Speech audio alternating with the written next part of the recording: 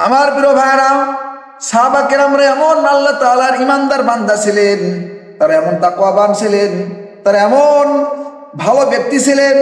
আল্লাহ তাআলা দুনিয়াতে 10 জন সাহাবীকে জান্নাতের সার্টিফিকেট দিয়েছেন। তার মধ্যে এক নম্বর হলো হযরত আবু বকর সিদ্দিক রাদিয়াল্লাহু আনহু, জান্নাতের সার্টিফিকেট প্রাপ্ত একজন সাহাবী হওয়ার পরও তিনি সর্বদা আল্লাহর কাছে তিনি আল্লাহর ভয় কাঁদতেন আর বলতেন, আল্লাহ আপনি আমাকে মাফ করে দেন, আপনি আমাকে ক্ষমা করে দেন। আবু বকর সিদ্দিক রাদিয়াল্লাহু আনহু তিনি মাঝে মাঝে রাস্তা দিয়ে হাঁটতেন আর আল্লাহর ভয়ে তিনি কাঁদতেন। তিনি মাঝে মাঝে রাস্তা দিয়ে হাঁটতেন আর কাঁদতেন আর বলতেন, আরে আমি যদি গাছের পাতা হতাম তা কতই না ভালো হতো। গাছের পাতাকে ছাগলে খেয়ে ফেলতো, আমার কোনো বিচার হতো না। আবু বকর সিদ্দিক তিনি মাঝে মাঝে বলতেন, আমি যদি এইরকম পশু পাখি হতাম, পশু পাখির তো কোনো বিচার নাই, আমি কোনো মানুষ হলাম রে, কেন মানুষ হলাম, মানুষ হওয়ার কারণে এখন আল্লাহ তাআলার কাছে আমাকে তো হিসাব দেওয়া লাগবে, আমি আল্লাহ তাআলাকে কি হিসাব দেব।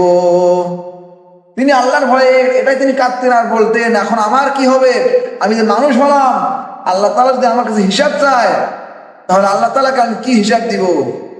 অথচ তিনি ছিলেন একজন জান্নাতের সার্টিফিকেট প্রাপ্ত সাহাবী। আল্লাহ তাআলা যার ব্যাপারে বলেছিলেন যে তিনি জান্নাতে যাবে, সেই সাহাবী আল্লাহর ভয়ে সর্বদাই ভাবে কাঁদতেন। আর আপনি আমি আমাদের কি হবে, আমাদের পরিস্থিতি কি হবে। অথচ সেই আল্লাহর ভয়ে কখনো করি না। এই আমরা দুনিয়ার পাপের মধ্যে আমরা নিমজ্জিত থাকি, ঠিক কিনা বলেন? সম্মানিত আমার প্রিয় ভাইরা, হযরত ওমর রাদিয়াল্লাহু আনহু তিনিও ছিলেন জান্নাতের সার্টিফিকেট প্রাপ্ত একজন সাহাবী। তিনিও আল্লাহর ভয়ে কাঁদতে কাঁদতে তার চোখের নিচে কালো দাগ হয়ে গেছে। কালো দাগ দেখতে ভালো দেখা যায় না। সাহাবা বললেন, হে আমিরুল মুমিনিন, আপনার চোখের নিচে কালো দাগ হয়ে গেছে, দাগ দেখতে ভালো লাগে না, ভালো দেখা যায় না, আপনি তো সেখানে ওষুধ লাগাতে পারেন, তাহলে পরে আপনার দাগ ভালো হবে। হযরত ওমর ফারুক বলেন, ও আমার সাথীরা শোনো, আমিও জানি যে আমার এই দাগের ওষুধ লাগালে, ওষুধ ব্যবহার করলে আমার দাগ ভালো হবে, কিন্তু আমি এজন্য ওষুধ লাগাই না।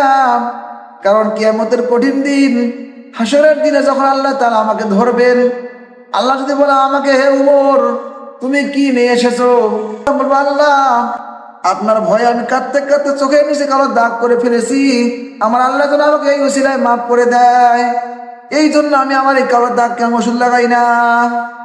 আমার প্রিয় ভাইরা, দেখুন তাদের ইমানটা কি ছিল, তাদের ভয়টা কিরকম ছিল আল্লাহর উপর।